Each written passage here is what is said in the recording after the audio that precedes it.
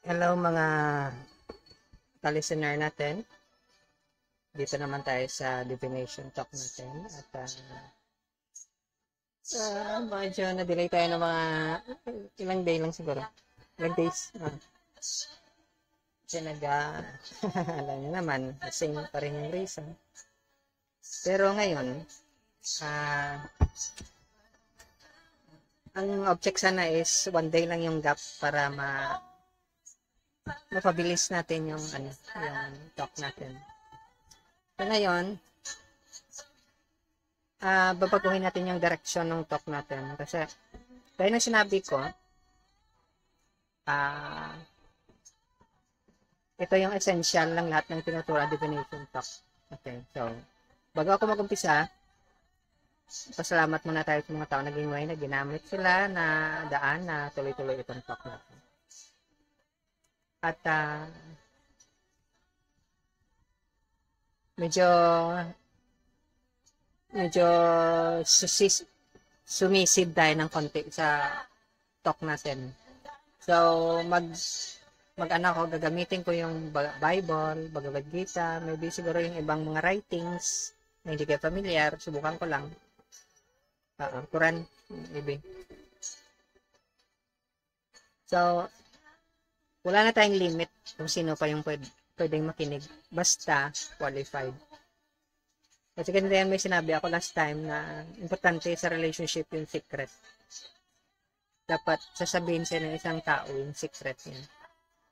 Darkest secret. Yung uling talaga. Ha?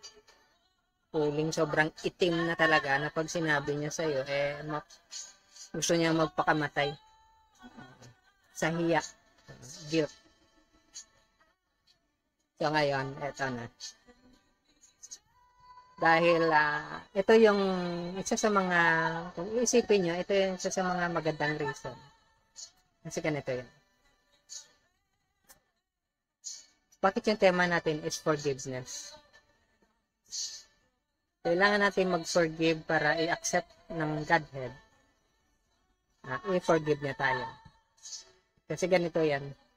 Sasabihin nyo sa mga taong nagkasala kayo.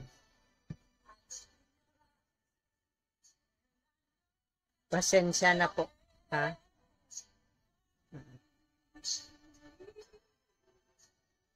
Pagpasensyahan na kita sa kababawan mo. Kasi pumatol ka sa tulad ko na mababaw yung isipan, yung pananaw sa buhay. Okay. So, ganun din. So, tapos kanyang mapatawad dahil alam niya naman palang masyado kang mababaw. Cheap. Ganun. Cheap. Yung mga walang kwentang bagay pinapatulan. Dahil ka pumatol sa walang kwenta. Okay. So ngayon, dahil tapos ka nang mag-ask ng forgiveness sa kanya, hingi ka naman ng forgiveness sa Godhead. Patawarin niyo po ako sa kababawan. Kasi pumapatol ako sa mga taong mababaw din. Nakikisaw-saw ako sa mga problema nila. Sobra akong mag-react. Yung kasalanan ko, ituturo ko pa sa kanila. Yung alam kong dapat ako yung nagko-control ng emotion ko, yung feelings ko, yung pag-iisip ko, itinuturo ko sa kanila na sila yung dahilan. Alam mo yung minsan na iniisip ko na nagalit ako dahil sa ibang tao. Sa totoo, hindi ko na control yung galit ko. Kaya nagalit ako. Pasensya na sa kababawan ko. Kasi gano'n naman talaga minsan, mababaw. Pero ngayon, mag-a-upgrade na ako. Hindi na ako mag-iintriga ng ibang tao. Ikaw na ngayon yung iintrigahin ko. Ganun yan. Huwag kang makisawsaw sa problema ng ibang tao, makiintriga sa kanila. Alam mo yung pinakamasarap na intriga? Yung kwento sa mga scripture sa Bible, sa Bhagavad Gita, sa Quran, yun yung pinakamatinding intriga. Ibig sabihin, malalim kang klaseng tao. Kasi yung mga intriga dyan, pinapakialaman. Kasi secret yan eh. Huwag kang pumatol sa mga secret ng kapwa mo tao. Mababaw yan. Ha? Chicken feed yan, huwag yan. Ha? Ibig sabihin, walang laman yung utak mo. Yung intriga na anuhin mo, alamin mo. Yung intriga na nakatago dyan sa scripture. Okay. Kasi yun yung mga masasarap na intriga talaga. Talaga matitindi. Ha? Mas matindi pa yan sa world class. Okay. So, ikaw, kung chismosa ka, ito ay patulan mo. Huwag yung ibang wala mong kakwenta-kwenta. Wala ka namang makukuha talaga. Sakit lang ng ulo. Pero ito, habang nangingintriga ka, chinichismis mo yung alam mo yung sinabi ng God, i-chismis mo sa ibang tao. Nawawala pa yung problema mo. May psychological reason yan. Bakit yung chismis ng Godhead is nakakatulong kaysa sa nakakasira. So ngayon, ito yung sabi na chismis na isa. Pero New Testamento, ha? Yung tungkol sa story ng Samaritan woman.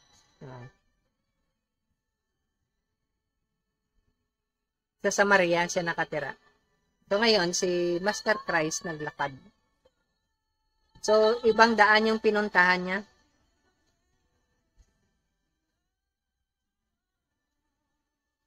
Okay. So ngayon, nung pumunta siya doon, may babaeng nag-igib ng tubig. So, nagtanong siya, pwede ba akong bigyan ng tubig? Big pala to sa babae, makipag-uusap si Master Christ. Ano ba yan? Kayo mga handsome guys yan, ha? Pag-aralan nyo to yung style ni Master Christ kung paano siya makipag-usap sa mga babae. Talo pa yung style niya dyan. Kasi yung mga kasamahan niya, pumunta sa isang lugar para bumili ng pagkain. Yung solong-solo. So, naglakad na yun. Hinahanap siya ng tubig.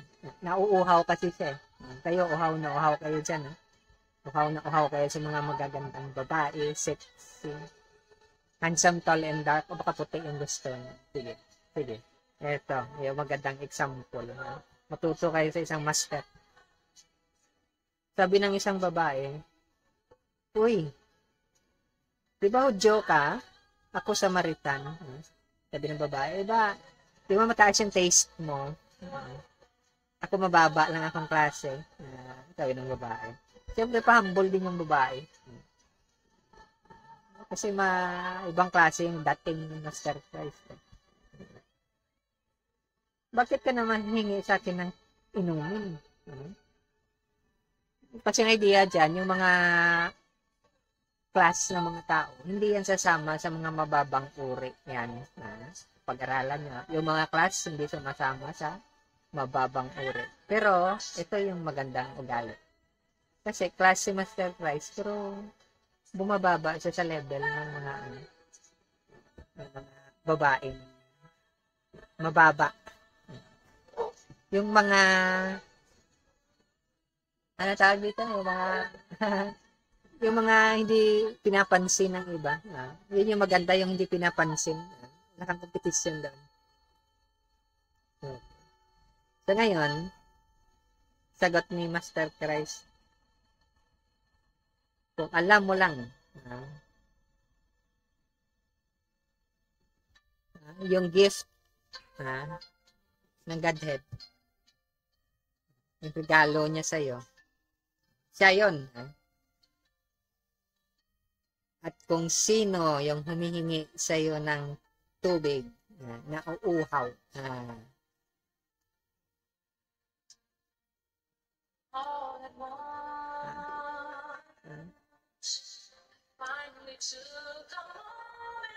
hihingi ka sa kanya at ibibigay niya sa'yo yung tubig na walang hanggan. Hindi ka na mauuhaw pa. Ano ba ibig sabihin? Hindi ka na mauuhaw? Nakapagtataka yung setup kasi wala namang pang-i-give si Master Price.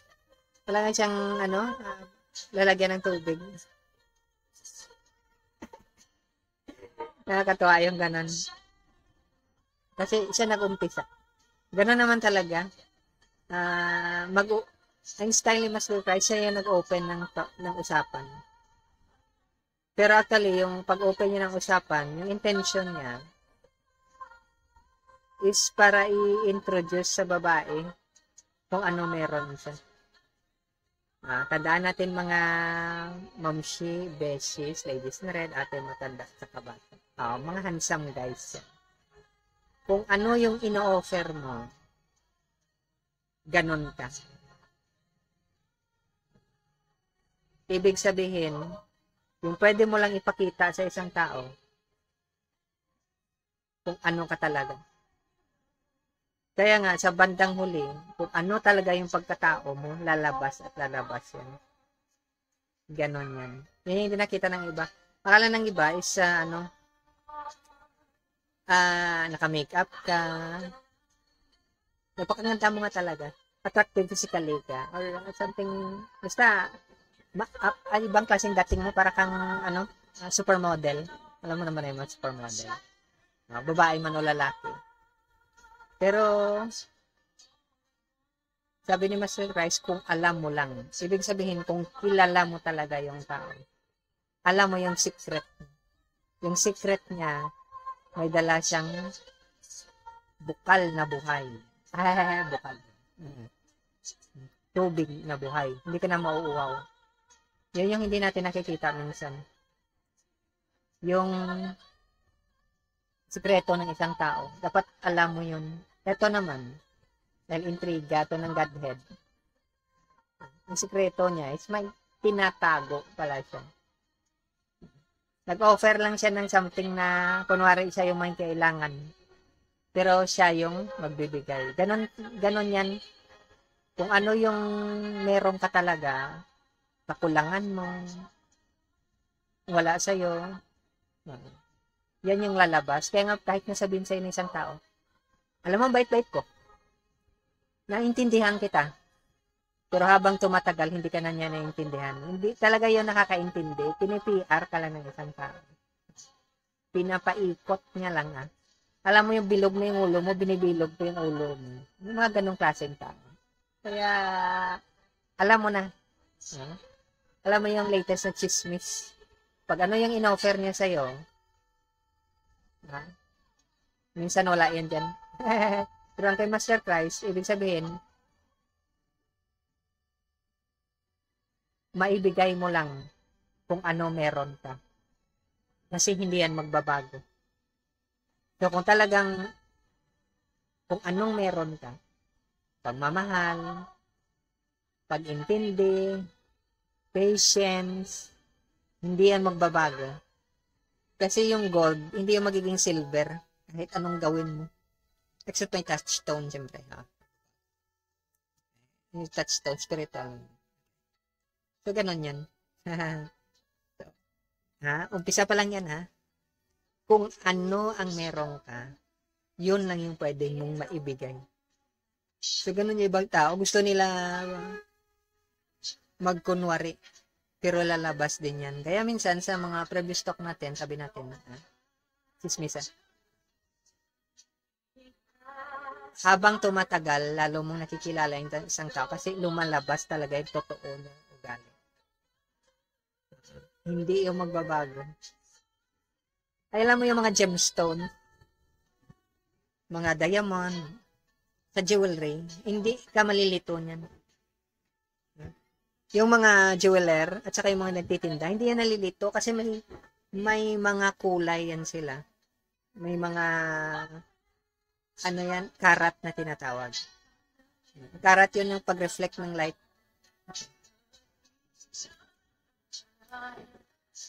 Yung ibang tao, wala yan. Akala nila, pwede kang magkulayan mo sa yung pit ng baso, akala mo diamond. Hindi yan. Kasi mababasag yan sa bandang huli. Ganon din yung ugali ng mga tao. Wala talaga silang karakter na ganon. So, yun latest na chismis, na kung puwet ka ng baso, mababasag ka in the end. Yung patience mo, mapuputol yan. Yung pagmamahal mo, mawawala. Yung peace of mind mo, temporary lang. Yung understanding mo, mawala yan. Kasi hindi ka totoo talaga. Puwet ka ng baso. Alam mo naman yung puwet ng baso, di ba? Pag naipit yung basag. Para kang puwet. So, ganun yan. So, may mga ganong klaseng tao. Kaya nga, kahit anong kinakalamay ka ng isang tao, lalabas talaga yung totoo ng ugali. Kung naintindihan ka talaga ng isang tao, iintindihin ka niya hanggang mamatayan. Pero dahil wala siya. Ganon din sa development ng isang tao. Pag hindi yun na-develop na karakter sa kanya, yung self-actualization at saka developmental stages na, hindi yun, babalik yun sa pinaka-stable niya. So, ibig sabihin, kung trust lang yung natutunan niya, pag masyadong mahirap yung circumstance, babalik yun sa level ng trust. Saka aakyat ulit unti-unti. Hindi yun, yun yung hindi alam ng iba. Na, katulad nito, si JP Morgan, may ugali siyang gano'n, na i-test kanya sa, nako-confuse ka minsan sa mga tanong niya. Pero gusto niyang makita yung totoo mong ugali. May mga ganong klaseng tao. In fact, makita mo sa mga ibang families, chismis din to mababang uring chismis. Yung mga Chinese daw may ganong ugali. Iwanan ka ng pera. Ewan ko kung mga Arabs ganon din. Mga Arabs yung tawag, hindi Muslim. Iwanan ka nila ng pera. Tapos nakikita nila na ganun pala yung ugali. So, ganun yan ng ibang tao. Yun din yung story na chika-chika din yan tungkol kay Joseph. Naging caretaker siya ng bahay ng amo niya. Dahil napaka-busy tao. Hanggang sa nagka-interest yung wife ng amo niya sa kanya. Yung may-ari ng bahay. Yung Lord na tinatawag. Yung parang naglabas yan na masama yung Lord. Pero actually, hindi siya makapaniwala. Pero dahil, alam mo yung minsan yung mga kwentong pumutok na, kahit na mali. So, naiipit minsan yung isang tao. Ganon. Kasi si Potiphar yata yan, believer siya ni Joseph. Pero kahit na believer ka minsan, alam mo naman, ang kwento doon kasi babae yun hindi ko sinabing masama yung mga babae. Pero minsan mahirap yung babae pag talagang lumabas yung ibang klaseng ugali niya. Sirang-sira ka talaga dyan. So, ganun yan. So, ganun yung nangyari na din, na si Joseph nasira dahil sa ganung klaseng Now, ang dyan is kailangan alamin mo yung isang tao. Pero sa sitwasyon ni Joseph, hindi na siya makaano kasi wife yun ng amo niya. Yung nakakilala lang sa kanya yung owner niya talaga. So, the same din yung story na nangyari. Pero later on, nag-succeed siya. Kasi hindi na nakialam yung yung zero sa kanya. So, ganun yun. Minsan, kapwa mo lalaki magtiwala sa iyo, pero pag dumaan ka sa sa nag-cross path ka na tinatawag, kalaban mo yung babae, kahit ng mga lawyers nag-iingat diyan. Patay kang bata. Mamamatay yung mo, karir mo. So, ngayon, ito ngayon. So, nakuha na natin na yung ugali wala ng isang tao na totoo. Yun lang ang pwede niya maibigay. Hindi niya talaga maibigay yan.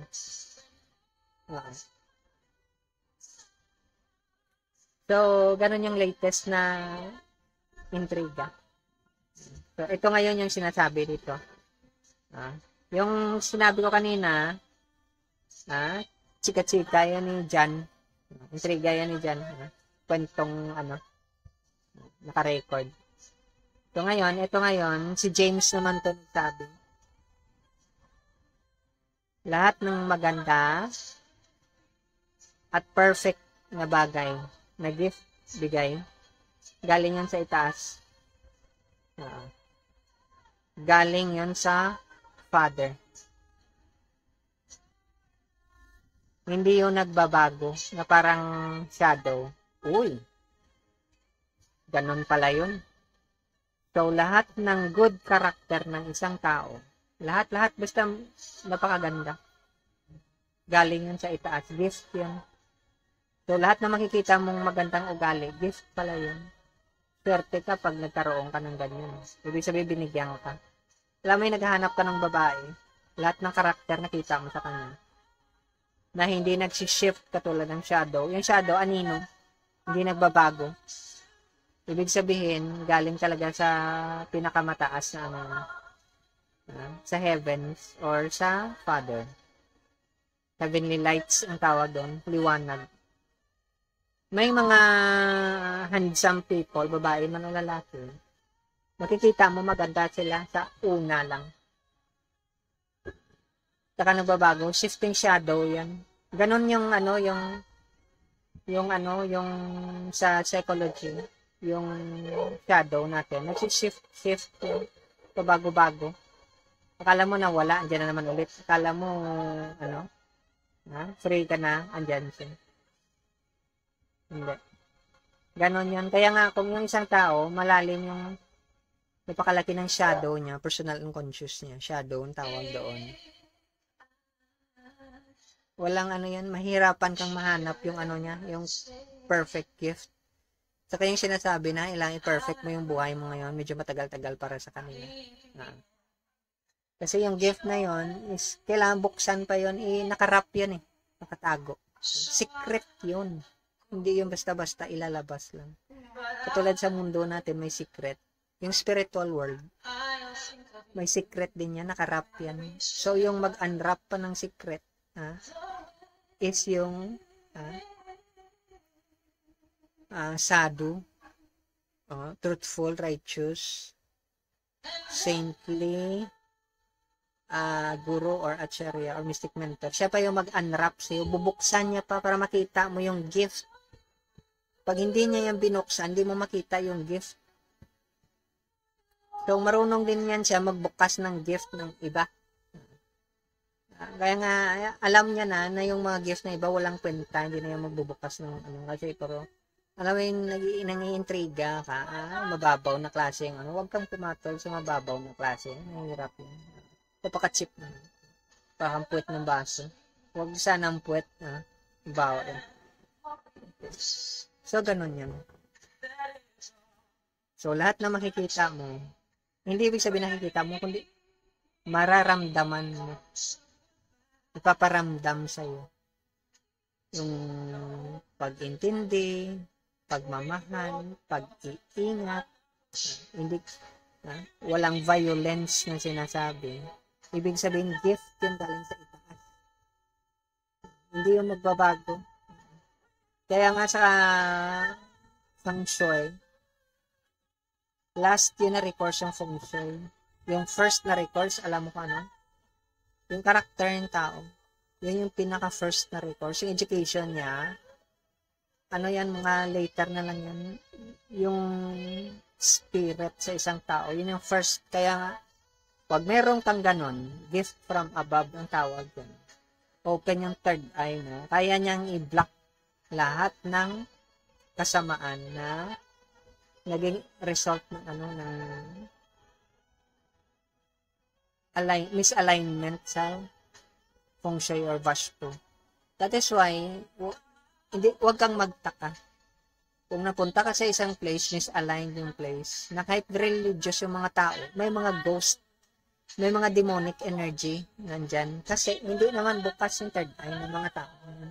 Hindi yung papasa sa mga tao bukas yung third eye nila.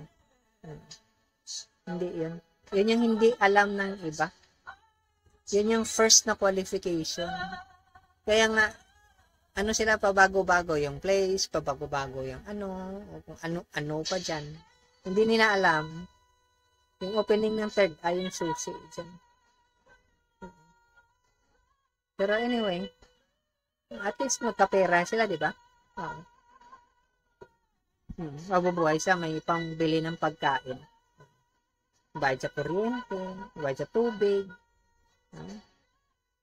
pangbili ng bisyo, baka babae pa. Ganun yun. Hindi na ako na iba na yun yung touchstone sa lahat ng divination arts.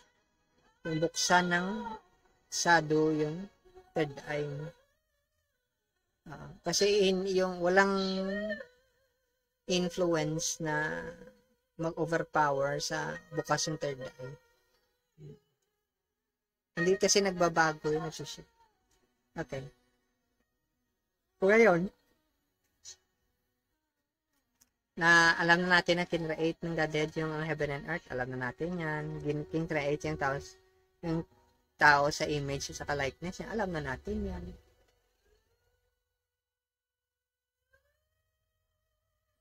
Okay. Ito ngayon. Ito. Kasi minsan nakakalimutan natin yung purpose natin sa buhay. Purpose-driven life daw. Anong purpose mo sa buhay? Magpera. Magparami ng pamilya mo. Palakin yung anak mo. Mag-aral sila sa exclusive school, di ba? Maging sikat ka ng politician, maging matalino ka, maging scientist ka, magaling kang educator, ano pa dyan, entertainer, or ano pa. Okay. Okay. So, ngayon, may babasahin ako rito. Ito, galing sa Romans. Ay, hindi. Book of Romans, New Testament. Ito.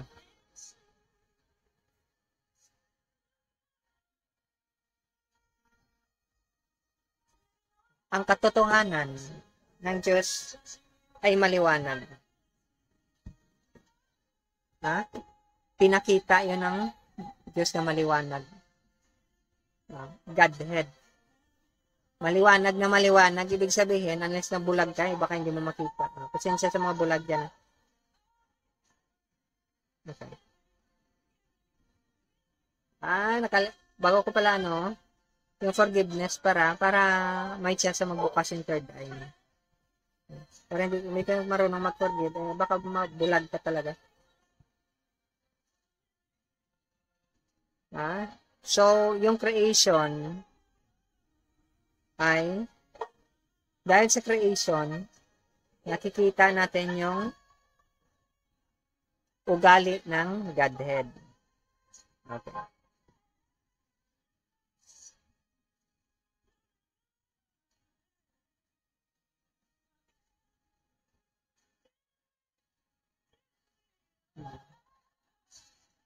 So, ngayon, dahil sa creation, nakikita natin yung ugali ng Godhead. So, ngayon, ibig sabihin, wala na tayong kawala pa. Kasi nakikita na natin yung ugali ng Godhead. Wala ka ng palusot. So, ibig sabihin, lahat ng bagay na napakaganda.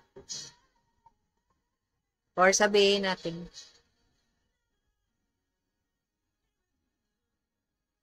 yung victim mentality, hindi ginawa ng Diyos yun. Ikaw yan gumawa ng pagiging victim mentality, loser mentality. Kasi pinakita na ng Godhead kung paano ka mag-succeed, maging perfect. Pero yung ibang tao, dahil grabe yung victim mentality nila, loser mentality, kaya nahihirapan silang makuha yung idea. Paano nangyari na kung patient yung isang tao, na kung humble yung isang tao, na kung truthful yung isang tao, na kung loving yung isang tao, merciful, forgiving, is, ano pala yun? Yun pala yung mga bagay na kinreate ng Godhead. Yun pala yung way na mag-succeed ka. Maging, successful. Hindi pwede yung ganun kasi, di ba? Dapat maging 3 steps advance ka. Ayan. Ganun pala yun. Yung mga ganong klaseng tao, mistrustful yun. Hindi sila marunong magtiwala. Na yung lahat ng mga magagandang ugali, yun lang yung way na mag-succeed. Kasi namumuhay sila sa kadiliman, shadow. Ibig sabihin, na-overcome sila ng shadow nila. Well, hindi natin siguro masisi kasi hindi naman natin sinisisi yung mga ganong klaseng tao. Nangyari lang na sa family nila, may mga deep, dark secret na hindi nila nalaman at hindi nila naiwasan. Ginawa silang teddy bear at saka Barbie doll ng parents nila. Perfect kayo yung parents ko. Ideal. Hindi mo alam. Yung Christ consciousness lang yung ideal, hindi parents mo. Kasi kung ideal yung parents mo, na-fulfill nila yung sinabi ni Master Bryce, perfect. Kung feel mo, perfect yung parents mo, so kailangan mong daanan yung stage na yun. Kung ano yung path ng perfection. Kasi yung path ng perfection, may path talaga yan, may daan talaga yan. Kung hindi ka dumaan sa path na yan, hindi mo naintindihan yung perfection na tinatawag. Kasi lahat ng divine qualities or invisible na qualities ng Godhead, yun yung dadaanan mo sa path of perfection. Hindi ka dumaan, hindi ka nga marunong mag-forgive. Hindi ka nga marunong maging merciful. Paano ka pang matutong magmahal? Wala, labo mo. Labo mong kausap o ganon yun. So, ganon. Hindi, pwede. So, according sa Bhagavad Gita, baka hindi mo alam demon ka. Pero okay lang yun. Ganon naman talaga minsan. Alam mo yung nananalamin ka, iba yung nakikita mo, nag-imagine ka. Parang yung anorexic. Tingnan mo yung sarili mo sa salamin, ang taba-taba mo, pero actually, pag nakikita siya ng iba, para ka ng skeleton. Hindi mo nakikita yung totoong sitwasyon mo. Ganun yun. So, kung wala kang spiritual vision, hindi bukas yung third eye, hindi mo nakikita yung totoong sitwasyon. Hindi mo nakikita, demon ka pala. So, nakikita natin dito, sa ibang points dito na una, of course, yung Godhead natin liwanag. Ibig sabihin walang shadow. Kaya nga, andun yung psychoanalytic na therapy or yung yan na approach. Kasi nakikita ng mga yung yans na punong-puno ng shadow yung buhay natin. So, kailangang ibalik tayo sa liwanag. Pero dahil psychology siya, hindi siya maka-step, mas mataas yung step regarding sa spirituality. Nahihirapan siya. Yung sa kanya lang is, i-recognize mo lang. Ganon yun. So, ngayon, ikaw, dahil magaling ka naman, kasi yung pinag-aaralan natin, yung skill dito kung paano mangintriga, makichismis. So, yung gagawin natin, alamin natin yung latest chismis na sinasabi ng Godhead. Yung sekreto niya, ibubulgar natin yung sekreto niya. Hanggang sa marinig niya tayo, baka mapansin niya tayo. Kasi binubulgar natin siya. Yung mga tinatago niyang sekreto, ibulgar natin. So, ngayon,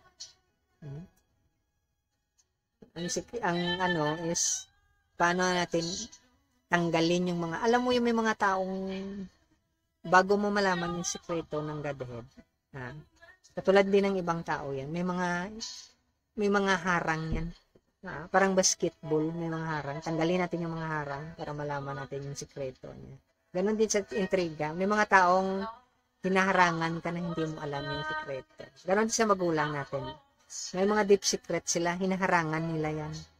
Tagong-tago yan. Kasi nangangamoy yan eh. So ngayon, ganon din ang sa story ng Godhead. Sa iba't ibang scripture, may sikreto yan. Tagong-tago yan. So, alamin natin, halungkatin natin. Unti-unti nating pagtatanggalin yung mga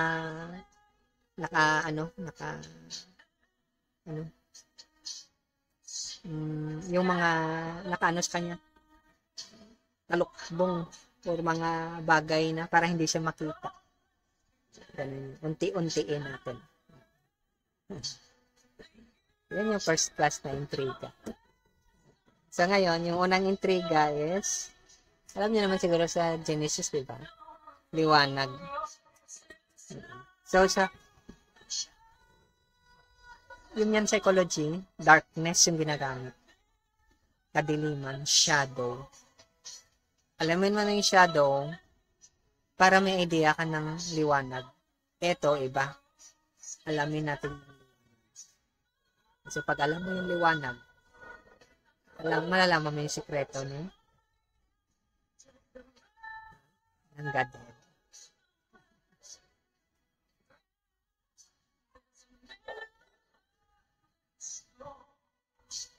Okay. So ngayon, sa Psalms, may kanta dyan. Andun daw yung buhay sa kanya. Alam mo minsan, sa mundo, pagod ka na, walang kabuhay-buhay. Ang dami mo na masasarap na pagkain na kinain. Hanggang sa mawala ka ng gana. Ewan na ito, may hinahanap akong pagkain. Lahat ng inom mo na. Wala din. Walang kabuhay-buhay. Lahat ng babae na tikman. Wala kabuhay-buhay. Lahat ng lalaki na tikman. Friends with benefits. Kayo rin mga lalaki, friends with benefits. Alam mo na. Katulad ng kakilala ko, mababang intriga. Every time makipagkwento siya sa babae, binibidyohan niya. Paano ko nalaman? Kasi pinanood ko yung video. Nakita ko yung video, walang ibang klase talaga yung pinagagawa mo. Matindi ka. Yung purpose niya is bago siya mag-asawa, 100 babae muna. Medyo konti lang yan. Pero okay na. Yung nakita ko lang 50 lang. Napagod din ako. Wala rin makukuha. Okay. So, ganun-ganun yan. So, liwanag. Ano yung liwanag na yan? So, ibig sabihin, pag nakita mo na yung liwanag, bukas na yung third eye mo. Ibig sabihin, palapit ka na. May liwanag pala. So, may isa pa palang bagay, hindi lang shadow, yung liwanag pala. Hindi yung liwanag na kasi yung liwanag dito sa mundo natin, kadiliman yan. Walang liwanag talaga dito. Yun yung chismis dyan. Kasi hindi ito bahay ng Godhead. So, walang liwanag dito. Maliwanag lang sa bahay niya. So, ngayon yan na. Yan ang. So, pag nakita mo yung liwanag na yun, ibig sabihin, palapit ka na sa sikreto niya. Alam mo naman, minsan, busy-busy yung Godhead na yan. Hindi niya ma-attend yung ibang bagay. Busy siya sa buhay niya rin.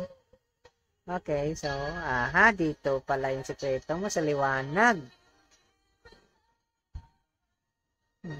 So, ngayon,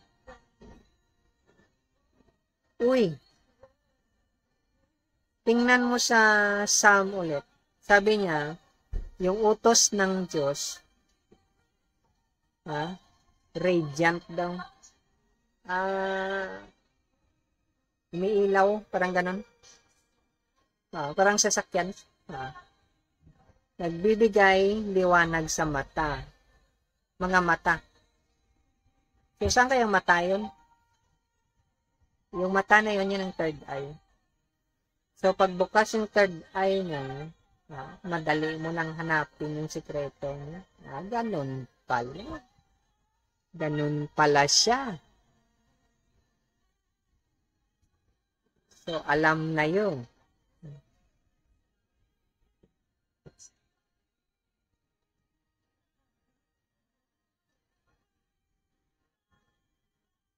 Okay. So, ngayon, same pa rin siya. Same pa rin. Blessed daw yung mga tao na naglalakad sa liwanag. Kasi andun pa lang siya sa liwanag. Maliwanag na maliwanag pa yun. So ngayon, kung alam mo yung sikreto ng isang tao pala, sample na mababa to may ka na, may idea ka na sa totoong pagkatao. So likewise, the same din dito sa Godhead. Pag medyo alam mo na yung sikreto niya, bukas yung third eye niya, parang may idea ka na sa kanya. Ibig sabihin, may pinanghahawakan ka na.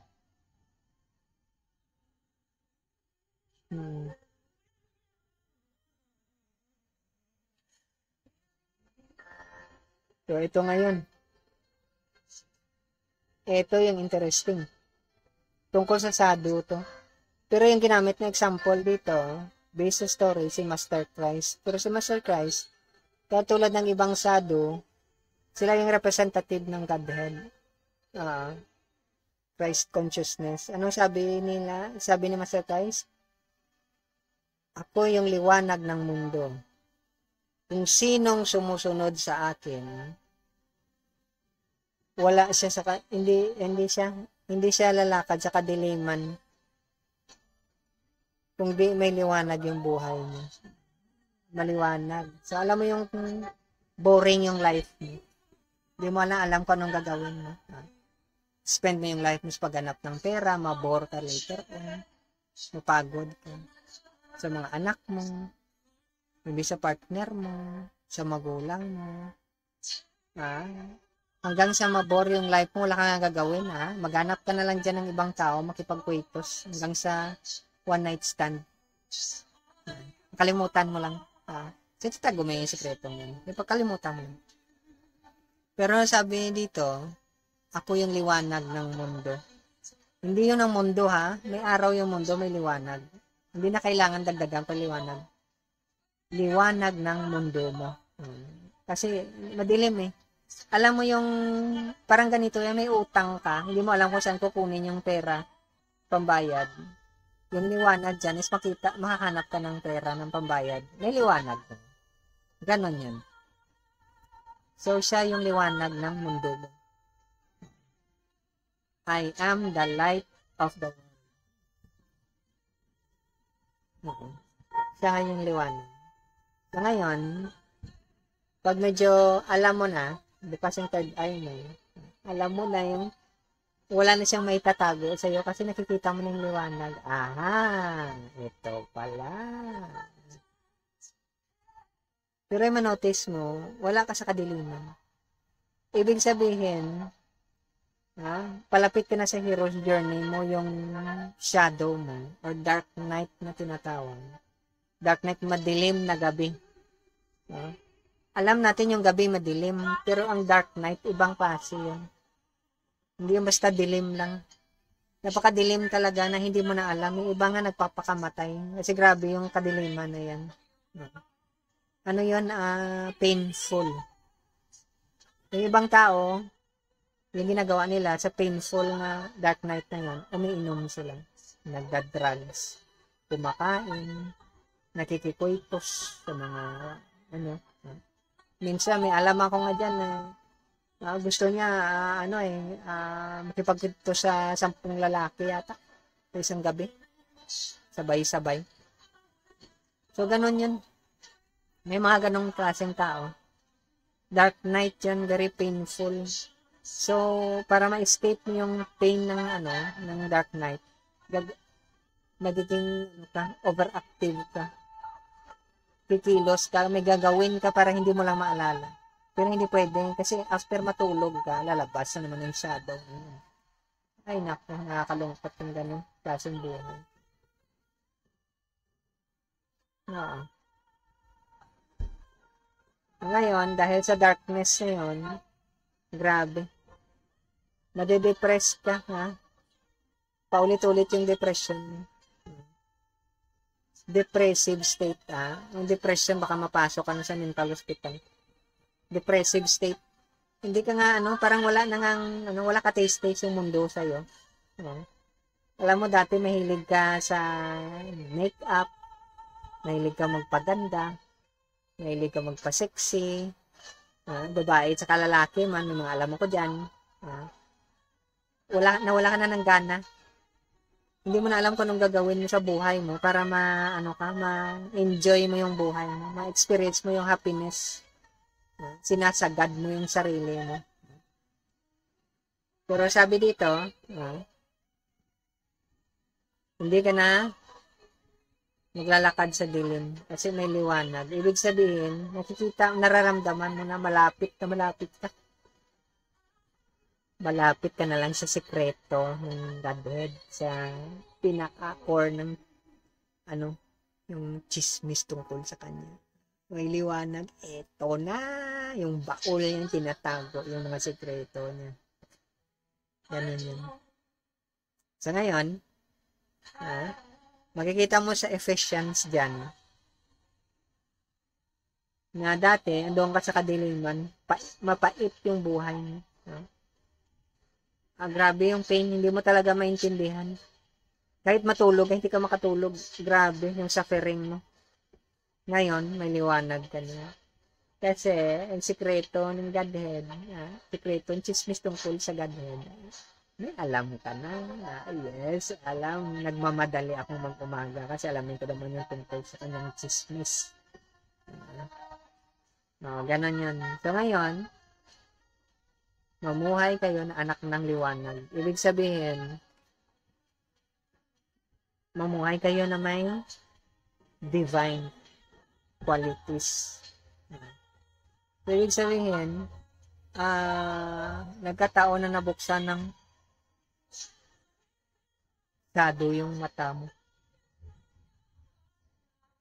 O yung third eye mo. So, kailangan mo nang mamuhay sa liwanag. Huwag ka nang makichismis yan sa mga mababang uri, yung mga pang-squatter na style yan. Yung chismis sa Godhead, yung i-focus mo. Mag-high class ka na, high society na kaya. Okay.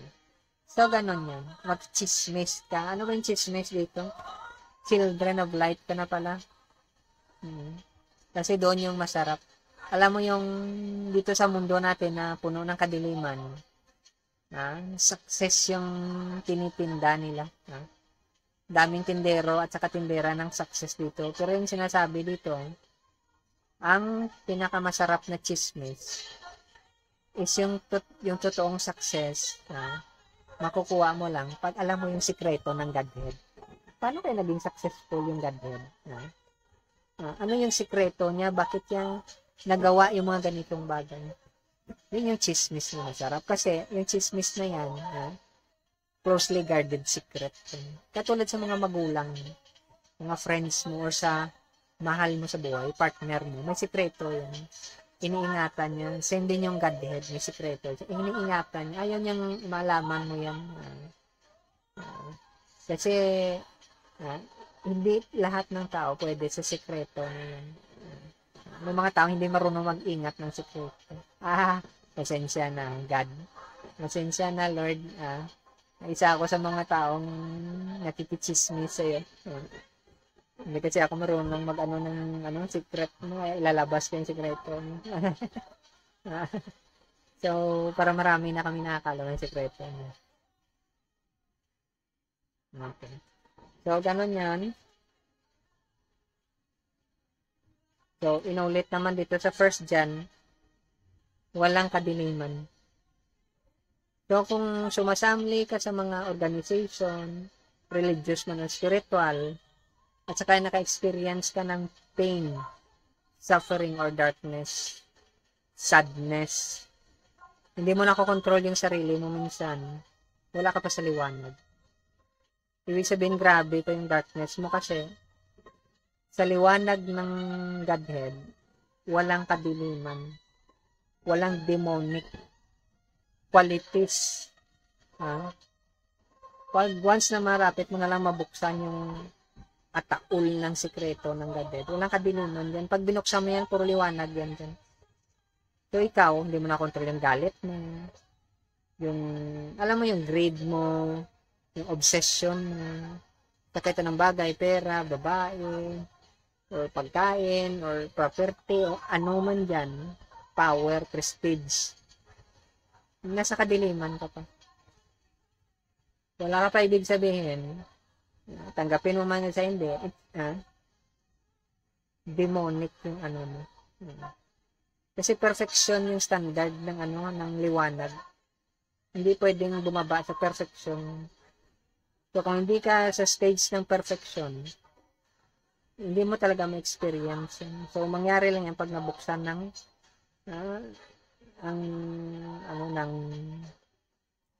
ng shadow, yung third eye, yung saintly na tao. Ganon yun, truthful.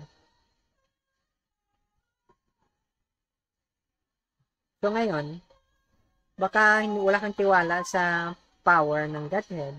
Yung sa kasabi sa Timothy, lahat yan maganda. Mabuti. Ha? Mabuti. Ha? Maging mabuti ang lagay mo. Ganon yan. So, ganon yung sinasabi dyan na pawang kabutihan lang. Ngayon, kung wala kang tiwala, may problema ka. Kasi sikreto ng ayan ng Godhead. Yan yung tinatago niya yung sikreto na lahat na lang yung ginagawa niya mabuti. Nasa kabutihan. Pero minsan, ganun talaga yung problema natin. Hindi natin ma-appreciate yung kabutihan. Yung kabutihan na yan, hindi yan temporary. Hindi yan after 3 weeks. After 1 month. After 1 year. After 10 years. Hindi nagbabago yan. Permanent yan. Kaya gano'n yan, gano'n kaganda. Gano'n kaganda yung ano, kasarap yung chismis tungkol sa Godhead. So, kung di mo alam yan, ay hindi mo pa napag-aralan kung paano mag-chismis. Advantage kaya kung may alam ka sa chismis. Kaya nga yung espionage at saka intelligence, counterintelligence. Ibang klaseng trabaho na yan. Masarap kayong buhay dyan. So, ngayon, okay. So, ibalik na naman natin yung sinabi ni John. Spirit yung God. At yung mag-worship sa kanya, Spirit at saka sa truth. Alam mo yung worship, hindi naman kailangan talaga yung worship is andun ka sa religious o spiritual na na mga institution, building. Kasi yung worship, ibig sabihin, nakikiserve ka sa kanya. Inuulit-ulit mo yung tungkol sa kanya. May ginagawa ka tungkol sa kanya, worship. Ganon din yan, pag nakiki-intriga ka, naki-worship ka rin. Kasi may kinukwento ka tungkol sa kanya, may ginagawa ka, hinahalungkat mo yung mga baul dyan para malaman sikreto niya. Ganon din sa mga tao na katulad mo, yung mga babang uri na hinahalungkat mo yung sikreto nila, yung baho nila dyan. Saan ba yung mabahong dito, daga, parang medyas, dyan, So, ganun yan, hinahalungkat mo kasi kailangan mo malaman yung baho, kung saan yung baho. Alam mo yung ganun? Parang ganun din ugali sa mga yung nakahawak ka ng yung chest ng manok, tapos inamoy mo pa. Ganun yan, yan yung ugali. Inaamoy mo pa kung mabaho. Alam mo yung chest na yan, inamoy mo pa. Ganun yan. Mababa kasi yung mga style approach na yan. Pero the same din yung approach. So, ganun yan. So, ang pinagkaiba lang is mabango yung sikreto ng Godhead. Napakabango. Kaya magtataka ka, bakit may mabango dito? Mahanapin mo ngayon yun. Ano yung perfume yan? Mabango. Hindi mo maiwasan talaga. Yung ilong mo. So, the same din sa baho, hindi mo maiwasan. So, ngayon, ang gagawin mo is, hanapin mo. Okay. So, the same din yung method. May mga sinusunod kang pamaraan. Sino nagsabi nito? Sinasabi nito. Hanggang malaman, ikaw pala.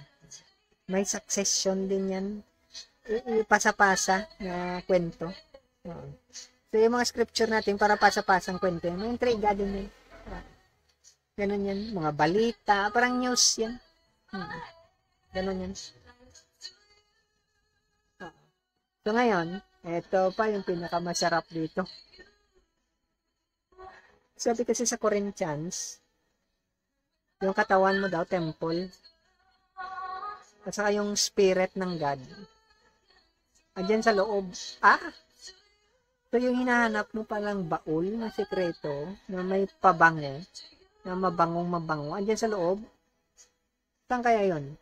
Nag-aral ka naman ng ng medical sciences, may anatomy, para hindi naman nakita. Ano kaya yun? Bakit ganun? Ganon yan. Yung mga kwento tungkol sa chismis, chika-chika, tungkol sa deep secret ng mga katulad mo ring tao, yung mababang kwento, uri. Tungkol yan sa kanila din, sa person nila. Baka may kapansanan.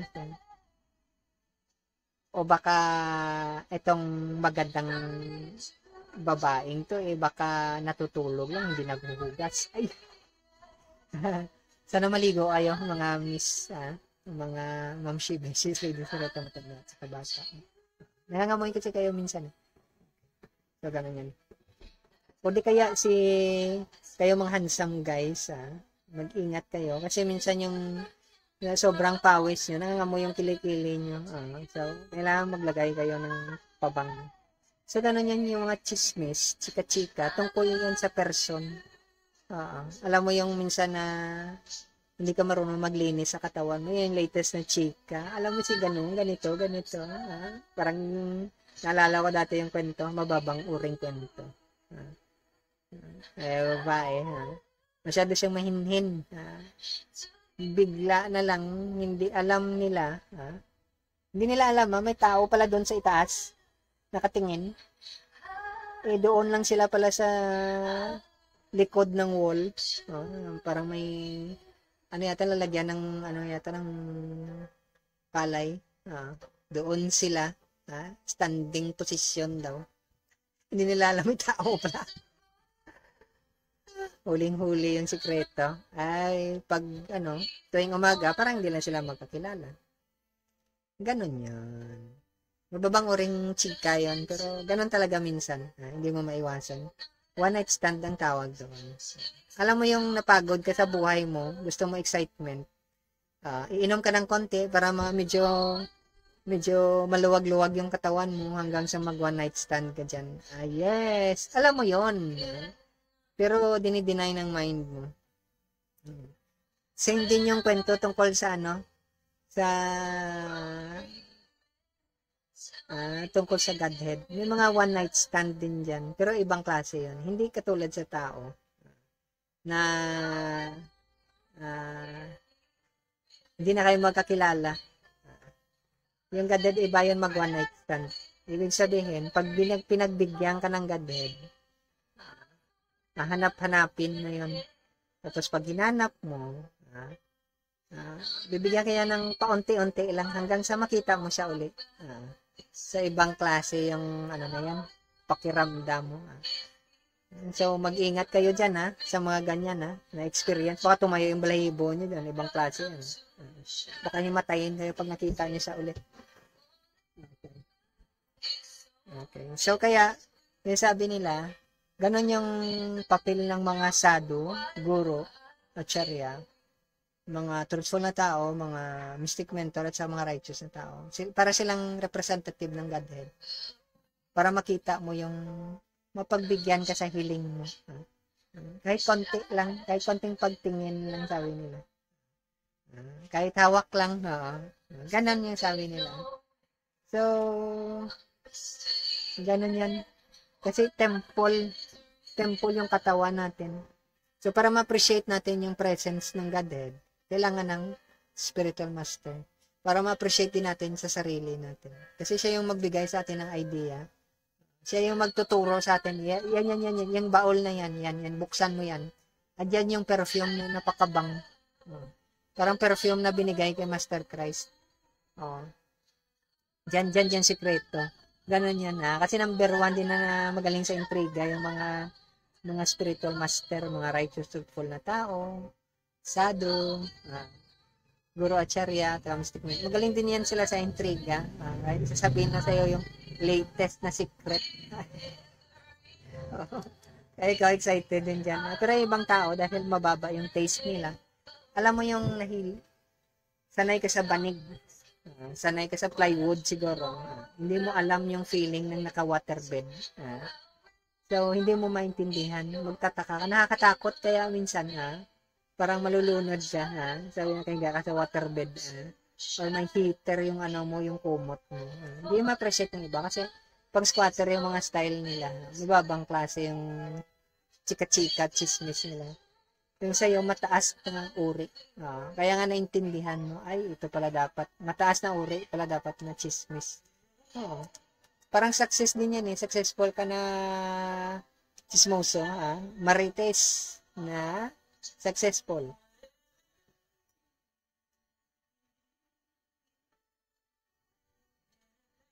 Okay. So, sabi sa Corinthians, ulit, dapat nakikiisa ka sa kanya. Once na malaman mo yung sikreto niya, makikiisa ka sa kanya para alam mo yung latest na balita. Latest na chismis. So, ganun yun. So, ngayon, mga mamshi, beses, ladies, thread, ating matanda at saka bata.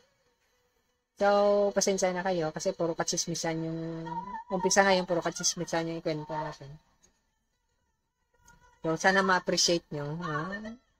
At saka, kung marinig ng Godhead yung chismis natin, baka sakaling pansinin kayo at pagbigyan kayo. Okay. So, sana pagbigyan kayo. Kasi once na pinagbigyan niya kayo, wala ka nang hahanapin pa. Ano yung hinihingi mo, ibibigay niya sa'yo. So, kaya, magaling kang mag-intriga sa kanya. Alam mo, hindi siya maka-refuse sa'yo. Hindi siya makatanggi sa'yo dahil alam mo yung latest na intriga. May pinanghahawakan ka sa kanya. Okay. Okay.